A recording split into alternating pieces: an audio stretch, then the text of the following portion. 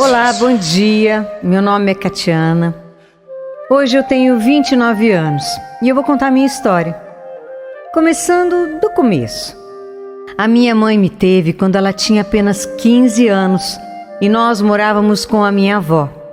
Quando eu tinha 3 anos de idade, a minha avó faleceu e a minha mãe me deu para um tio com quem eu fui morar. Desde que eu me entendo por gente, eu sofri abusos desse tio, todos os dias. Eu não me lembro um dia sequer da minha infância que eu não passava pelas mãos imundas dele. Conforme eu fui ficando maiorzinha, eu cuidava das minhas irmãs para que elas não passassem pelo que eu estava passando e não fossem abusadas também. Eu me colocava na frente e impedia que ele encostasse nelas. Até que chegou um momento da minha pré-adolescência que eu não aguentava mais aquela vida e então eu fugi de casa e vim para Joinville, em Santa Catarina. Eu estava com apenas 11 anos, porém eu era alta, já tinha corpo e ninguém me dava essa idade. Morei na rua, pedi esmola, comida, mas Deus sempre me abençoou colocando pessoas no meu caminho que me ajudaram. Eu não passei fome, tinha sempre um restaurante ou outro que nos alimentava. Na rua eu conheci um morador que foi um verdadeiro pai para mim. Aliás, ele foi mais que um pai. Ele foi mais a minha família do que qualquer um da minha própria família de sangue. E muito mais do que o meu tio, que era para ter cuidado de mim como um pai, mas só abusou de mim. Esse homem eu vou chamá-lo de Chico. E ele sempre me protegeu.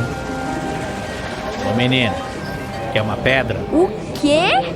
Ela não quer nada, não. Sai fora! Vaza daqui! O Chico cuidou para que ninguém fizesse mal comigo na rua. E olha, eu nunca usei drogas, nem cigarro. Quando eu tinha 14 anos, minha tia que morava naquela cidade, mas eu nem sabia, me encontrou na rua e me levou para morar com ela. Fiquei quase um ano com ela, até que chegaram aos ouvidos da minha tia notícias da casa da minha mãe. Tatiana, eu fiquei sabendo que as suas irmãs não estão bem. Como assim, tia? O que aconteceu? Elas estão passando fome, não tem ninguém cuidando delas. Eu achava bom você voltar para casa para cuidar delas. Tá bom, eu vou voltar. Então eu voltei. Porém com outra cabeça. Tive que aprender muita coisa naquele tempo que eu morei na rua. Voltei mais madura, mas ainda um pouco rebelde com a minha mãe. Eu tinha muita mágoa dela por ter me dado pro meu tio e tudo mais que ela fazia e que acabava interferindo nas nossas vidas. Nessa época eu comecei a namorar e com pouco tempo de namoro eu engravidei. Meu namorado não assumiu nada porque a mãe dele não queria. Nisso, a minha mãe me colocou para fora de casa, grávida. E eu fui morar numa casinha abandonada, mas não deu certo ficar lá e então eu acabei indo para um abrigo. E com 8 meses de gravidez... Você não tem medo de ter seu bebê aqui? Medo? Por quê? Porque tem gente aqui do Conselho Tutelar que tira os bebês das mães e vende. Eu já vi que essa pessoa tá de olho em você. Meu Deus! Sério? Hoje a pessoa que tentou fazer isso comigo não está mais no Conselho Tutelar e respondeu até um processo por isso. Mas na época eu tive que fugir de lá. Quem me ajudou foi uma outra tia minha. Ela me tirou do abrigo, me acolheu e foi na casa dela que eu tive a minha filha. Quando estava com 16 anos e a minha filha com 4 meses de vida, eu conheci o meu ex-marido, pai dos meus outros 2 filhos. Começamos uma vida, engravidei da minha segunda filha, tivemos muitas brigas, muitos desentendimentos, terminamos, voltamos, até o momento que eu tive o Matheus. Foi uma gravidez de alto risco. Minha pressão subiu, tive uma pré-eclâmpsia e quase morri por causa de uma reação alérgica a um remédio que eu tomei na maternidade. Eu e meu marido passamos por algumas fases difíceis, mas a gota d'água foi durante uma briga que ele me agrediu e eu não fiquei quieta.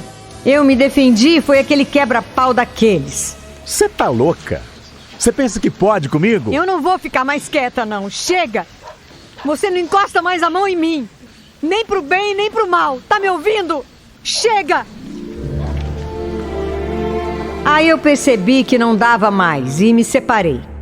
Os meus filhos ficaram morando com o pai enquanto eu arrumava um lugar para ficar com as crianças. Porque a kitnet em que eu estava era muito pequena para acomodar todos nós. Depois de uns meses, eu conheci o Gilberto, meu atual esposo. Decidimos ir morar juntos. Alugamos uma casa maior e eu busquei as crianças para morar com a gente. Menos de um ano depois, eu engravidei da Lúcia. Durante essa gravidez, eu tive um surto psicótico. Tentei tirar até a minha própria vida e aí me internaram. Durante meu tratamento psiquiátrico, veio à tona toda a questão dos abusos que eu sofri e foi por causa de tudo que eu vivi que desencadeou esse meu surto. Comecei então a tomar remédios que me ajudaram muito. Quando me deram alta, eu saí da clínica. Pouco tempo depois, eu tive a Lúcia. Mas foi um período muito complicado, porque a gente não tinha nada dentro de casa. Por causa da minha gravidez tumultuada, o Gilberto faltava no serviço e tinha que ficar pegando atestado para estar comigo. E assim acabou ficando desempregado. Se não fosse mais pessoas boas que Deus colocou no meio do nosso caminho, nós teríamos passado fome. Um tempo depois, eu engravidei da Rebeca, mas não aceitei a minha gravidez. Tive uma recaída na depressão e precisei voltar para o tratamento psiquiátrico. Nessa época, o Gilberto estava trabalhando de pedreiro e eu fui afastada do serviço pelo INSS. Mas até sair a minha perícia e eu receber, a gente não estava dando conta de pagar o aluguel, luz, água e tudo atrasou.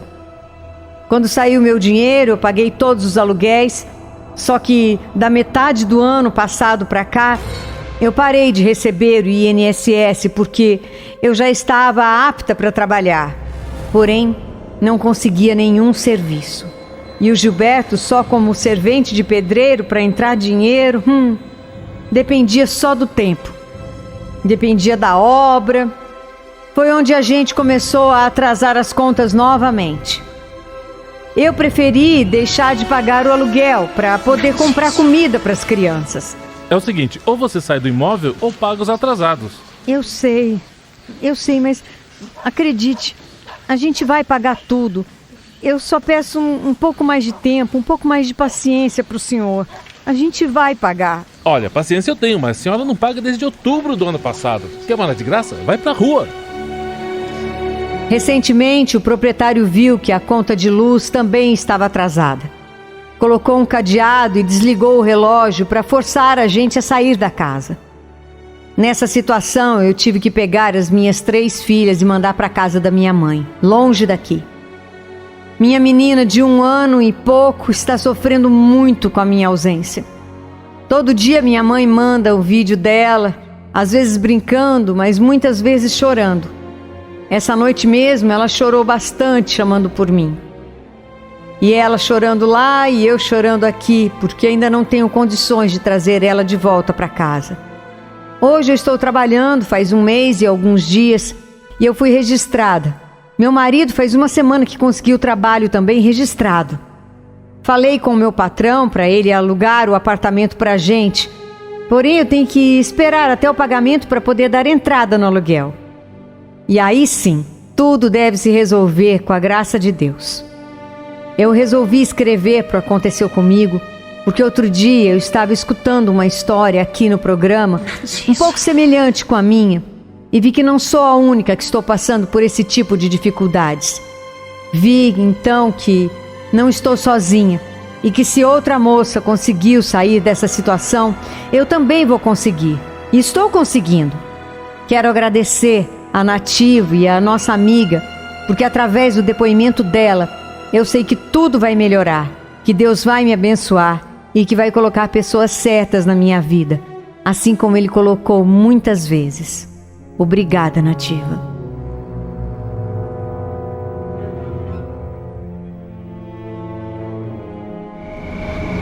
Aconteceu comigo.